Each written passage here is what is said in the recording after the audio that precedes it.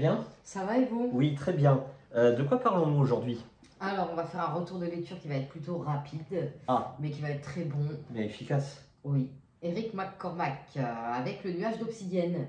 C'est quel genre? C'est de la littérature blanche récit un chouïa fantastique.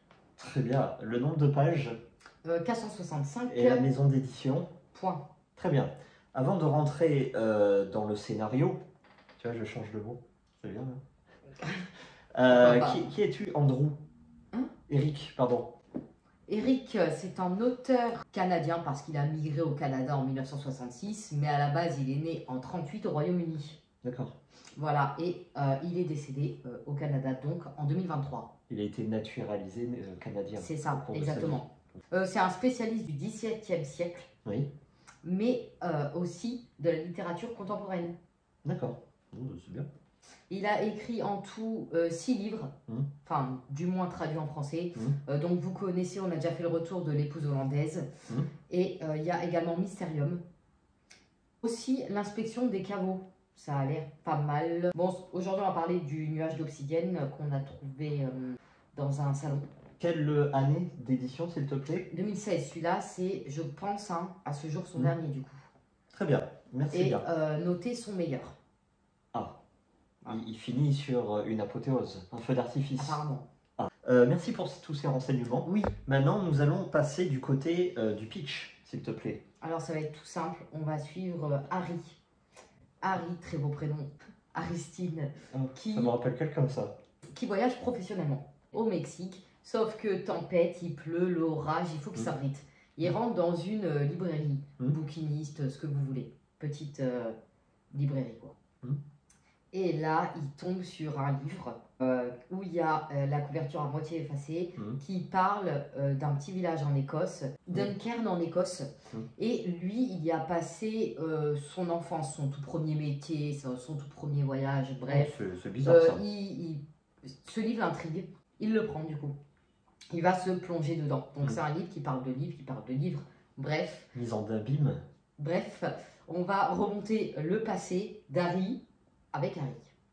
Très bien, merci. Maintenant, ton ressenti. Oui, alors c'est pas mal, c'est très bien.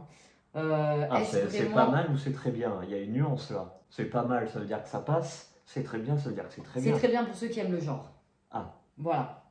Moi, le racontage de vie, j'aime ça, d'accord, mais 2 secondes. Okay. Il me faut un peu d'action. Il n'y a pas énormément d'action là-dedans. Ça va parler voyage, ça va parler aventure, ça va parler métier, peine de cœur, ça va... Voilà. Donc en fait, à Duncairn, déjà j'ai du mal à prononcer le nom, imaginez quand je le lis, c'est un village coup de cœur.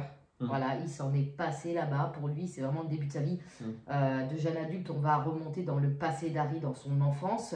Donc, quand il est jeune homme, quand il devient père, quand il devient... Voilà. Oui, on va vraiment tout remonter avec lui. On va voyager, on va partir en Amérique latine. On va partir dans les quartiers pauvres de... Glasgow. On va partir dans les îles, on va partir dans les petits villages africains. Bref, Harry, il a énormément voyagé. C'est un tour du monde, quoi. Il a rencontré beaucoup de communautés, beaucoup de cultures. Et là, il raconte tout.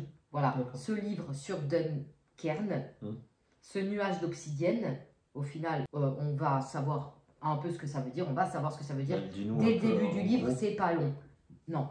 Ah, faut pas dire. Non. Ah, pardon. Il va évidemment avoir quand même un élément déclencheur qui va jouer sur sa vie, quoi, tout simplement. Mais une femme qui revient pas mal de fois, son premier amour, entre guillemets, à Duncairn. Donc, il en parle beaucoup. Et aussi, il y a pas mal de surnaturel dedans. Oh, d'accord. Tu veux garder tes renseignements. Maintenant, c'est pas que je veux garder mes renseignements, c'est que si je dévoile ça, vraiment, le livre, il n'a plus d'intérêt. À moins que vous aimez vraiment voyager dans vos lectures. Il y a pas mal d'informations. Du point de vue de l'écriture, est-ce agréable, complexe? Très agréable, très agréable. Moi, j'ai découvert McCormack dans Épouse hollandaise, que j'avais adoré, dans une boîte à lire. Oui. Et franchement, j'ai adoré l'écriture. Voilà, c'est fluide, ça se lit très vite, il n'y a vraiment pas de mots compliqués. Voilà, on bloque pas 3 heures sur une phrase. Mais c'est simple sans être simpliste, rassure-moi. Ah, c'est pas simpliste, c'est quand même recherché, il y a du travail. Il n'y a pas étonné 6 fois dans la même feuille.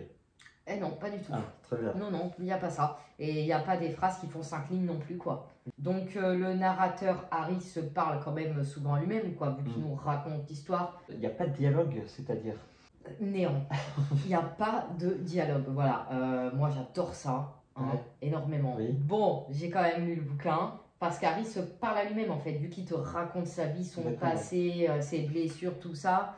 Bon, on va être sincère, on est entre nous. C'est Oui. pas ennuyeux au bout d'un moment, c'est pas répétitif. Un peu. En fait, je me suis demandé pourquoi répétitif, non, hein, parce qu'il voyage vraiment. Hein. Ouais, il s'en passe dans sa vie. Ah quoi. oui, il s'en passe. Hein. Ennuyeux, oui, parce que les dialogues, bon, bah, c'est important. Maintenant, comme c'est noté étant son meilleur livre, c'est pour ça que je dis, c'est vraiment pour ceux qui aiment le genre, sûrement. Après, non, il faut le lire quand même, rien que pour l'écriture. Et rien que pour toutes ces histoires, parce qu'il y a une histoire dans l'histoire, et c'est beaucoup de questionnements. Tu disais la dernière fois, l'homme se remet en question, qu'est-ce qu'un homme, où il va, il est là pourquoi, dans quel but. Qu'est-ce qui fait d'un homme un homme? C'est exactement ces questions-là qu'on retrouve dans ce livre. Est-ce que tu as quelque chose à rajouter ou on passe du côté de la note? Je pense que c'est tout bon, j'ai pas envie de tout dévoiler parce que vraiment ça vaut le coup, il est super bien noté. Même Eric tout seul, hein, lui-même tout seul, est très bien accueilli et c'est mérité. Bon, malheureusement, il est décédé, mais je pense lire ses autres bouquins. Très bien. En plus, l'édition est très jolie. Oui, c'est vrai, il est beau. Oui. Une note, je lui mettrai un 7. Et pour quel public? Ah, les amoureux de l'aventure, les amoureux du voyage. Ceux qui cherchent des réponses, même s'ils n'ont pas forcément de questions. Ceux qui veulent du suspense et tout ça, on va... Non, pas non, trop, non. Vous pouvez zapper. C'est vrai qu'à un moment, c'est un peu long parce qu'il dit, voilà, c'est à partir de là, dans ma vie, qu'il y a eu un élément déclencheur. Et bon, on l'a pas tout de suite. Moi, je ne l'ai pas eu tout de suite, quoi. J'étais vraiment en mode suspense. Mais ça, c'est vraiment dans le thriller, je pense. Ça a un rapport avec sa vie à l'auteur? C'est très doux. Alors, j'ai pas trouvé si c'était vraiment une biographie, peut-être.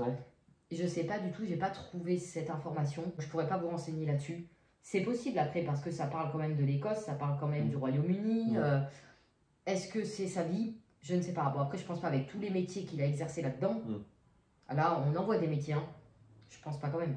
Donc, c'est Harry, un cosmopolite, qui, par l'intermédiaire du nuage d'obsidienne, le livre donc qu'il trouve à la librairie, qui va essayer de résoudre le plus grand mystère de son existence. En gros. Bravo. Ça donne envie en tout cas. Oui, non, c'est pas mal. C'est pas mal. Merci à vous. Merci. Bon week-end. À très vite.